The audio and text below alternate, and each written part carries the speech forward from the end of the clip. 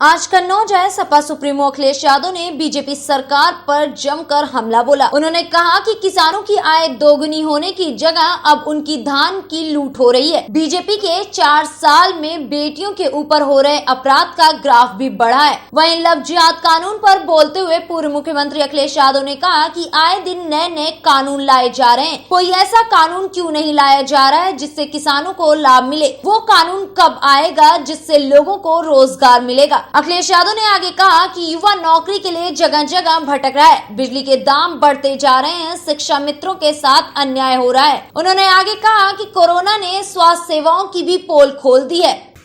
सबसे पहले तो हम सरिता जी को श्रद्धांजलि देते हैं। हमारी पार्टी की बहुत पुराने कार्यकर्ता रहे और उन्होंने जब कभी भी समाजवादी पार्टी को जरूरत पड़ी होगी, मेहनत करके उन्होंने समाजवादी पार्टी को अपने समाज में और जनता के बीच में हमेशा समाजवादी पार्टी को आगे रखा।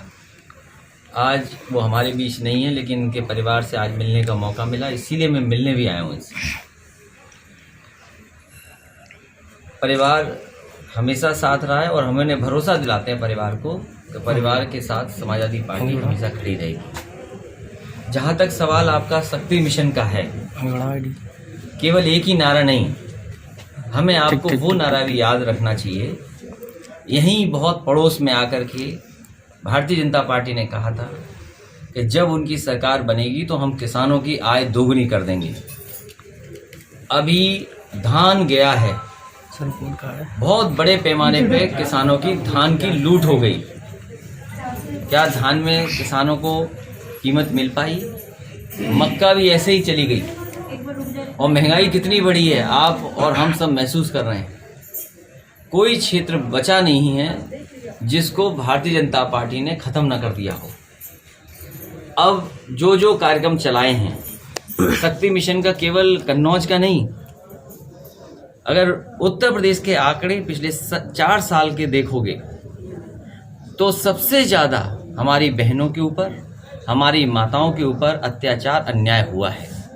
तमाम गंभीर घटनाएं हुई हैं जिसमें कि अगर आंकड़े देखेंगे तो 4 साल में दुगने अत्याचार अन्याय हुआ है उनके ऊपर। तो बताओ ये सरकार क्या है? केवल विज्ञापन पे पैसा खर्च कर रही है। अगर यही खर्च पुलिस पे कर दे, व्यवस्था को अच्छा करने में कर दे तो शायद हमारी माताओं बहनों को मदद मिलेगी कानूनी भी।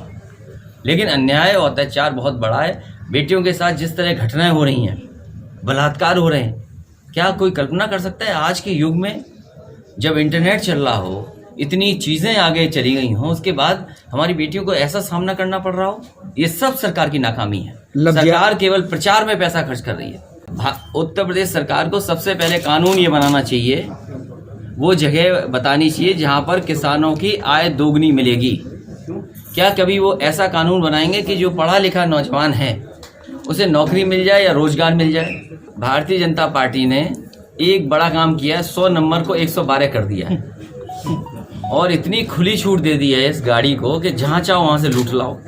मुझे उम्मीद है कि हमारी पार्टी के कार्यकर्ता जो पार्टी के प्रत्याशी हैं उनकी पूरी ईमानदारी से मदद करेंगे। बिहार में जो बेईमानी हुई है, ऐसी बेईमानी मैं समझता हूँ भारत में लोकतंत्र में कभी नहीं हुई होगी।